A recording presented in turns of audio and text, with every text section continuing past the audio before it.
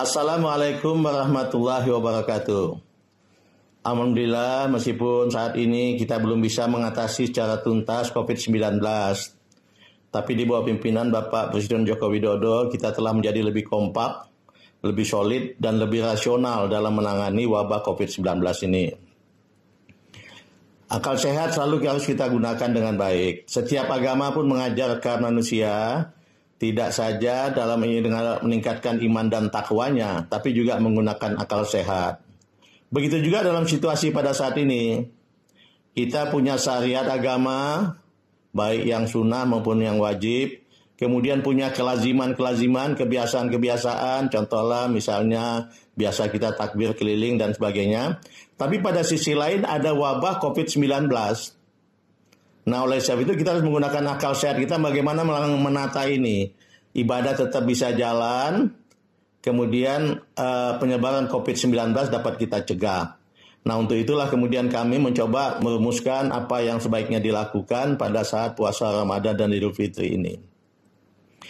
Yang pertama harus dilakukan ya jelas bahwa puasa itu wajib dan harus kita lakukan dengan sebaik-baiknya.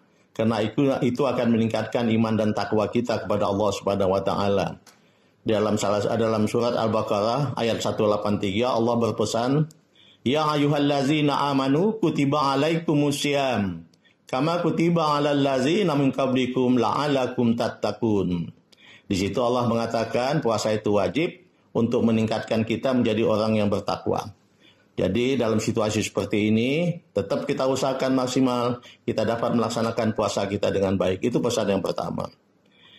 Yang kedua, kalau selama ini kadang-kadang kita melakukan suka sahur bersama, sahur jalanan dan lain sebagainya, maka kali ini kita sepakat bahwa sahur yang kita lakukan cukup sahur perorangan saja, atau hanya bersama keluarga inti. Ini kita lakukan bersama. Kemudian demikian juga sholat tarawih. Sholat tarawih ini sebenarnya pada era Rasulullah hanya melakukan sholat tarawih berjamaah di masjid hanya 3 kali. Selesai itu beliau sholat tarawih di rumah. Dan sholat tarawih berjamaah baru muncul kembali pada era Umar bin Khattab.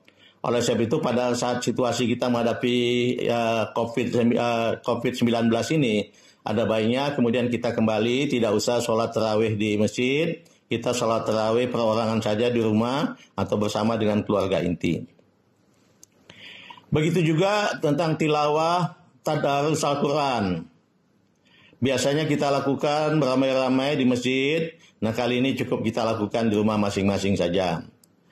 Kemudian juga buka puasa. Selama ini kita suka kadang-kadang buka puasa bersama keluarga besar, atau buka puasa bersama teman-teman penjabat-penjabat atau teman-teman di kampung dan sebagainya, di perusahaan dan sebagainya.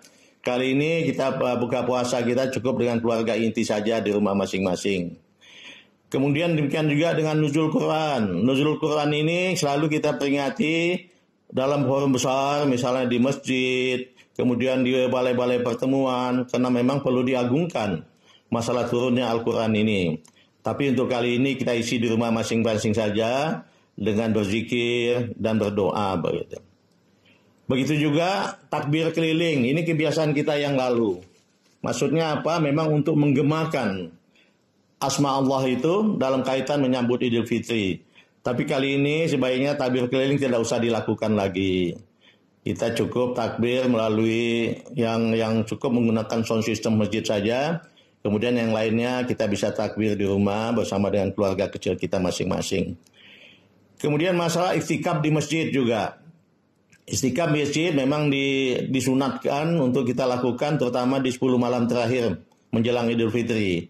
Tapi kali ini sebaiknya kita cukup zikir dan membaca Al-Quran itu di rumah saja, tidak usah ke masjid. Demikian juga tarawih keliling. Yang lalu juga kita punya kebiasaan juga tarawih keliling, ya masuk kita biasanya suka pindah dari satu masjid ke masjid yang lain melakukan tarawih keliling ini sambil juga memperluas silaturahmi. Tapi saya sarankan untuk kali ini atau kita anjurkan kali ini tidak usah lagi dulu. Nanti kalau keadaan sudah aman, insya Allah akan kita adakan kembali tentu saja. Demikian juga pesantren kilat. Biasanya ini kesempatan baik pada saat libur puasa, biasanya kita adakan pesantren kilat. Alhamdulillah memang ini bagus sekali, tapi kali ini sebaiknya tidak usah diadakan. Kalau kita ingin adakan, kita adakan melalui media elektronik saja. Insya Allah saya kira kalau di kota-kota mungkin masih bisa. Mungkin banyakkan di kampung-kampung juga saya lihat sudah banyak yang menggunakan media elektronik dalam berkomunikasi. Saya kira kalau memang kita akan lakukan pesantren kilat, baik juga untuk kita lakukan hanya melalui media elektronik. Demikian juga masalah halal bihalal. Permohonan maaf satu dengan yang lain ini kebiasaan yang sangat baik. Tapi kali ini tidak usah kita datangi atau bertamu, atau tidak usah kita menerima tamu. Cukup kita menggunakan WA atau menggunakan media-media sosial lainnya. Kemudian juga saya garis bawahi tentang masalah zakat. Zakat mal khususnya ya. Karena kita tahu kalau zakat fitrah memang dibayarnya menjelang Idul Fitri pada bulan puasa. Tapi zakat mal kita dapat lakukan kapan saja, dan kami atau kita semua menganjurkan supaya tidak usah ditunggu sampai bulan puasa atau mendekati Idul Fitri. Kalau bisa lebih baik lebih cepat kita bayar sehingga bisa dimanfaatkan dengan baik oleh mereka-mereka yang membutuhkannya. Demikian juga pada saat pengumpulan maupun pembagiannya, baik petugas maupun mereka-mereka yang memberikan zakat atau menerima zakat, sebaiknya betul-betul memperhatikan standar kesehatan. Misalnya pakai sarung tangan, pakai masker, kemudian jangan bersentuhan, kemudian cuci tangan, kemudian juga jaga jarak dan lain sebagainya. Ini betul-betul tolong diperhatikan. Perhatikan dengan ketat masalah protokol kesehatan ini. Kemudian saya ingin pesankan selaku Menteri Agama, momen ini juga kita manfaatkan juga untuk memperkokoh kerukunan umat beragama. Karena kita tahu dalam usaha kerjasama kita seperti ini, kita tidak peduli pasien itu agamanya apa, atau perawat dokter agamanya apa, kemudian memberikan sponsor agamanya apa. Semua kita bersama-sama bekerjasama dengan rukun mengatasi COVID-19 ini tanpa memperdulikan agama ataupun asal sukunya pasien-pasien maupun perawat-perawat dan sponsor itu. Ini yang kita gunakan sekali lagi untuk mengokohkan kerukunan umat beragama kita. Kemudian kita simak dengan baik petunjuk-petunjuk pemerintah pusat, pemerintah daerah maupun lembaga-lembaga yang kredibel dalam mensikapi masalah COVID-19 ini. Mudah-mudahan dengan itu kita semua dapat melaksanakan ibadah dengan baik dalam batas-batas yang saya katakan tadi, dalam batas-batas menggunakan akal sehat tanpa mengurangi syariat agama yang ditentukan oleh Allah Subhanahu wa taala kepada kita.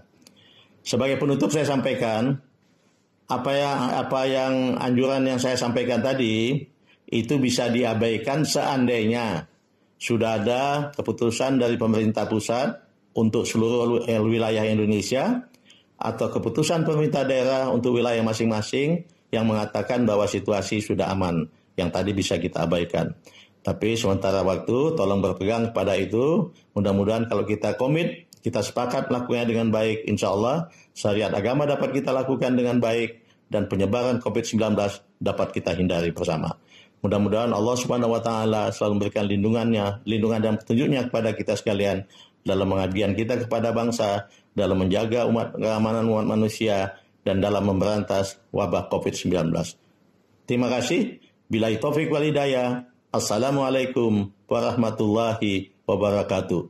Indonesia maju.